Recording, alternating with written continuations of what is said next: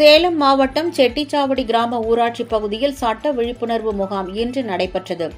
மாவட்ட ஆட்சித்தலைவர் பிருந்தாதேவி, மாவட்ட முதன்மை நீதிபதி ராமச்சந்திரன் ஆகியோர் தலைமையில் நடைபெற்ற இம்முகாமில் ஏழை எளிய பொதுமக்களுக்கு இலவச பட்டா உள்ளிட்ட நலத்திட்ட உதவிகள் வழங்கப்பட்டது. மேலும் இந்நிகழ்வில் பள்ளி மாணவிகள் மாவட்ட ஆட்சியரிடம் சென்று செட்டிச்சாவடி ஊராட்சிக்கு செல்லும் சாலை குண்டும் குழியுமாக உள்ளதால் சாலை வசதியும் பஸ் வசதியும் செய்து தர வேண்டும் என கோரிக்கை மனு கொடுத்தனர். பின்னர் இது தொடர்பாக உரிய நடவடிக்கை எடுப்பதாக மாவட்ட ஆட்சியர் உறுதியளித்தார்.